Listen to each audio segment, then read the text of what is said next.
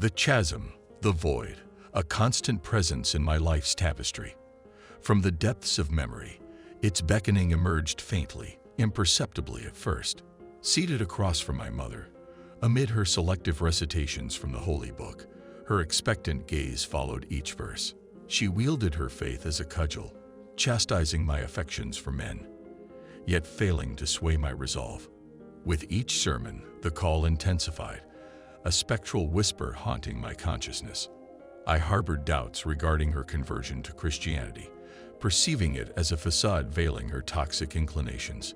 Liberated from her relentless reproaches in college, I ventured into my inaugural romantic liaison. Upon my return, after abandoning engineering, my parents' matrimonial bonds had frayed irreparably, a testament to the corrosive fallout of their discord. Eric, too, proved ephemeral, his disdain for my essence palpable though unspoken. My mother's conditional endorsement of carpentry, contingent upon my engineering completion, illustrated her aspirations for loftier pursuits. Yet my trajectory remained ensnared in inertia. Residing solely with my father offered solace amidst life's tumult, his unwavering support a lifeline through the tempest. However, the dream of craftsmanship lay dormant, eclipsed by the exigencies of my fractured reality. At 19, I embarked upon a clerical odyssey, mired in spreadsheets and correspondence. 4 years hence, my father's decline into dementia commenced, a harrowing descent into the abyss of cognitive erosion.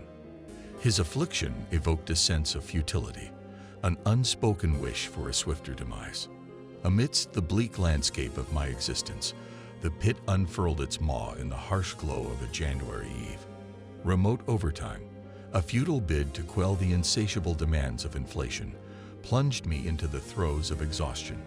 Each keystroke echoed with the resounding clang of failure, a relentless cycle of correction and reprimand. Numbness gripped my extremities, rendering my movements a hollow semblance of animation. Upon casting my gaze downward, I beheld an unexpected sight. A circular cavity, an aberration in the once pristine navy carpet. A void near perfect in its circularity revealed a yawning chasm ensconced within walls of expertly hewn obsidian, its depths shrouded in impenetrable darkness. With a sudden jolt, I propelled myself from my seat, cascading to the floor before inching toward the precipice. Peering into its depths, I was met with an eerie silence, the faint whisper of an earthy breeze reminiscent of subterranean caverns. Ever experienced that sensation? The allure of the void, a subtle enticement toward oblivion. Yet this time, the usual apprehension eluded me. Instead, an inexplicable allure drew me closer, unraveling the tightly wound knots of anxiety that had plagued me for years. A palpable warmth suffused my being, as if the pit itself bore the weight of my burdens, offering solace in its depths. Before succumbing entirely to the temptation of the abyss, my reverie was abruptly shattered by the insistent buzz of my phone atop the desk. It was Eric. Eric, what's the matter? Why the urgency? I began, only to be interrupted. Stop bombarding me with messages, Porter. I understand you're going through a tough time, but can you refrain from dragging me into it? I've moved on, and I don't need any unnecessary drama. My gaze drifted to the shelf above, where a photograph of Eric and I during our college days stood as a poignant reminder of the past. Despite the passage of time, I remained ensnared by memories I couldn't relinquish. Hello? Are you even listening? Eric's voice pierced the silence, demanding acknowledgement. Yeah, I understand, Eric. I just hoped we could salvage our friendship. I responded, my voice tinged with resignation. Well, not if you continue like this. Thanks, I guess, he retorted before terminating the call, leaving me to grapple with my own inadequacies. The ensuing silence echoed with a sense of mockery, and as I directed my gaze back to the floor, the void had vanished, leaving behind an unfillable void in my chest, compelling me to seek solace once more in its enigmatic depths. The soft zephyr emanating from that abyss trailed me relentlessly. Its whisper permeated every corner, a constant presence, sometimes a gentle murmur, other times a distant echo lost in the wind.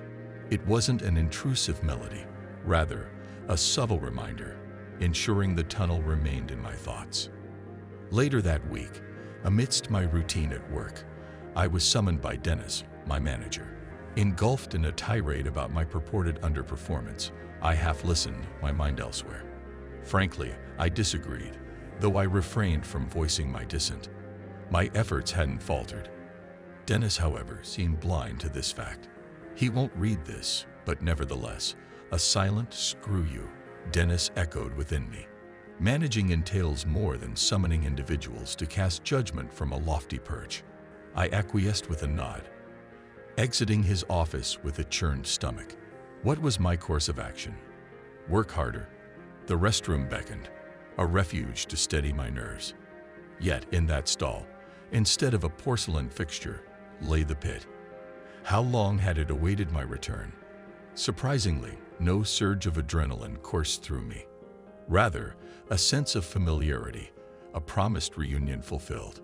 As the fluorescent hum diminished, so did the sterile scent of disinfectant and urine. My palms pressed against the tacky laminate floor as I lowered my gaze into the void. The once icy breath of air now whispered a haunting melody, faint yet enticing. It beckoned, a siren's call tailored exclusively for me.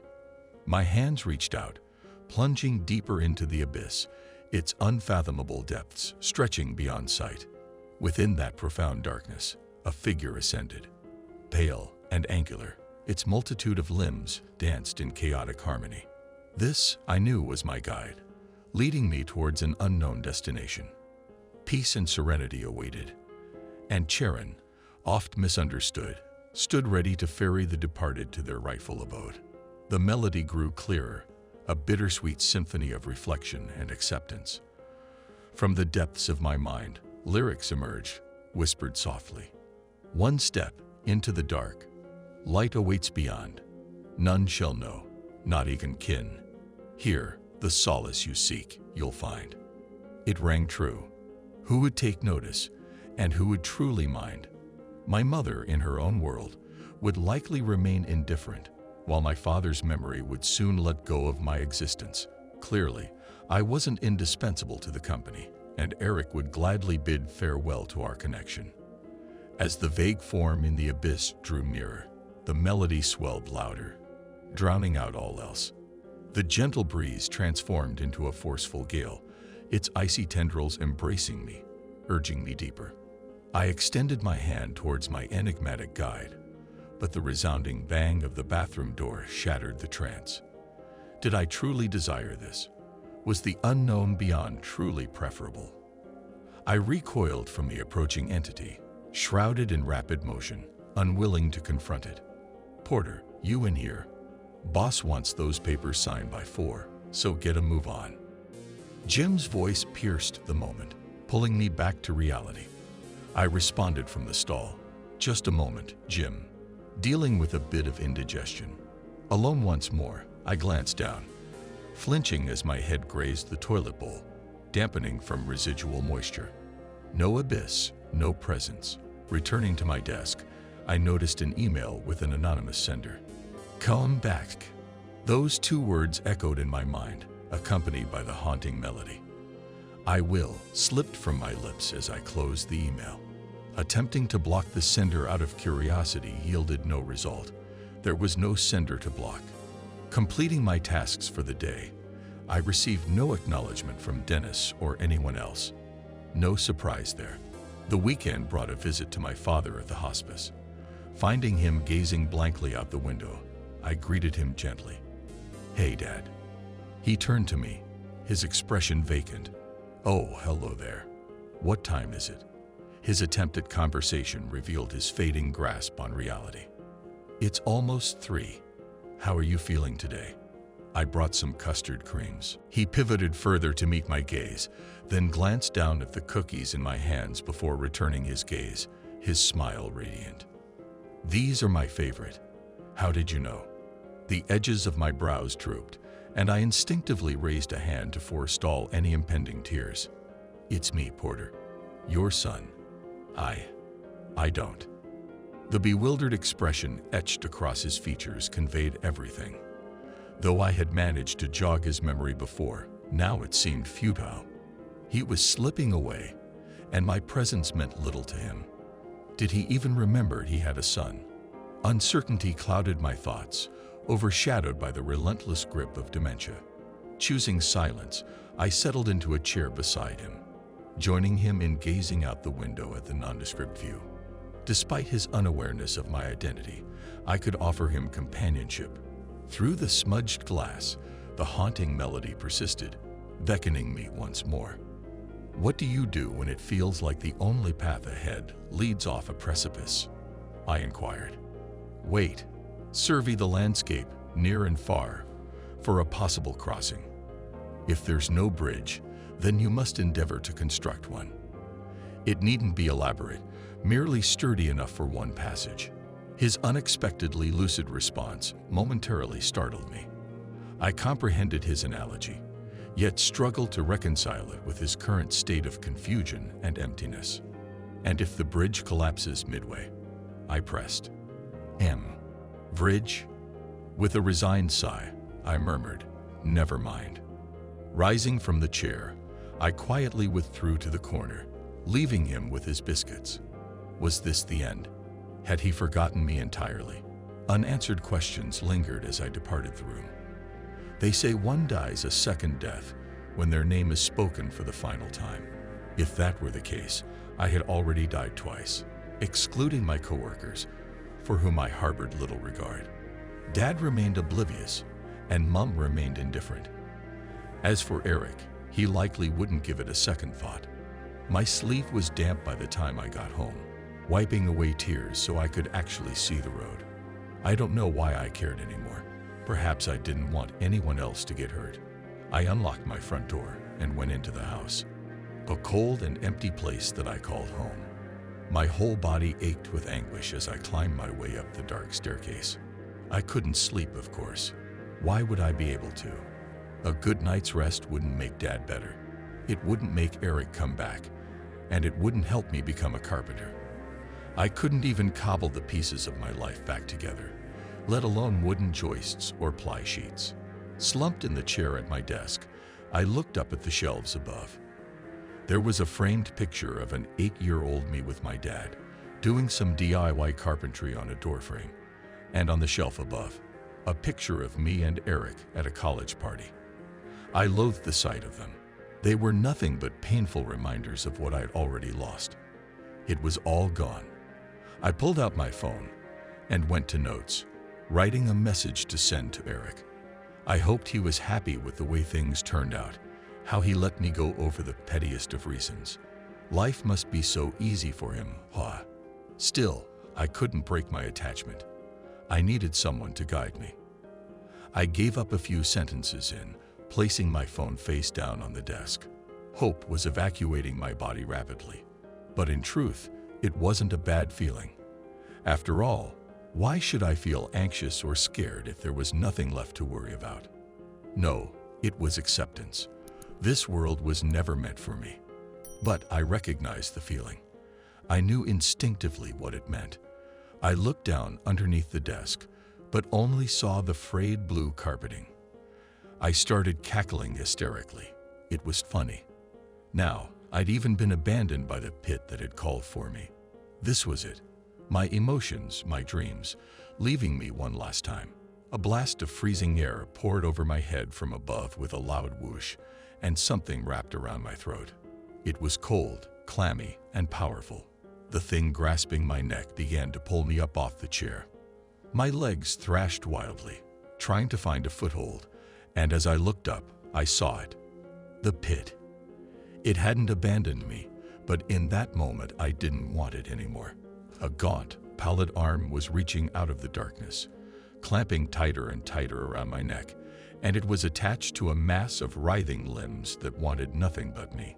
I scraped animalistically at the arm that I hung from, but it was no use. It was a grip of cold steel. I managed to kick a foot up onto the desk enough to give my body some slack, but it would be no use when I was dragged up further. I looked around frantically for something that could help, But the only thing in reach was the picture frame with me and Eric. Grasping the skeletal wrist above me, I extended my free hand and seized the picture.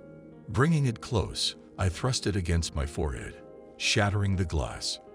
Blood cascaded down my face, dizziness enveloping me as my feet lost purchase, dangling helplessly from the desk.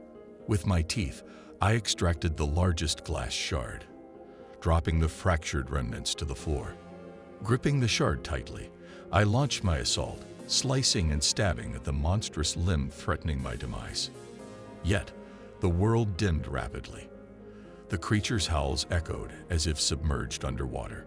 The black stone tunnel's rim flashed before me, vanishing into the void's cold embrace. I cannot depart. Not now. There are tasks unfinished. Please, grant me another chance, I pleaded. Dragged into the abyss, the grip weakened, releasing me with a furious cry. However, I didn't return to my room. I continued to plummet. Darkness swirled, forming visions of those claimed by the pit. Victims found lifeless, their demise shrouded in mystery. My father lay on his bed, oblivious to the chasm lurking beneath. I screamed, then succumbed to unconsciousness. Awakening gasping for air, I found myself on the bedroom floor amidst shattered glass and dried blood. Rising to a sitting position, I gazed at the unblemished ceiling. The pit had vanished, its call silenced. Collapsing back to the floor, I sobbed in relief. Alive, albeit battered and bruised. My flame had flickered but persisted. There was more to witness beyond the melting wax. Surveying the broken picture frame, Eric's disdainful visage stared back. With resolve, I stomped on it until only splintered wood and torn paper remained. I may not need him, but Dad did. Even if he forgot who we were, I wouldn't abandon him. Gazing out the window, I welcomed the dawn's first rays.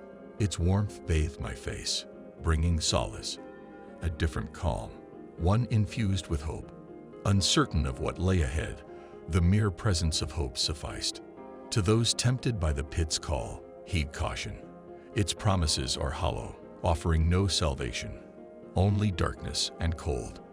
Though I can't decipher its intentions, one thing remains clear: it cares not for you. Seated in contemplation, I find solace in the sunrise, its beauty amplified by the trials endured.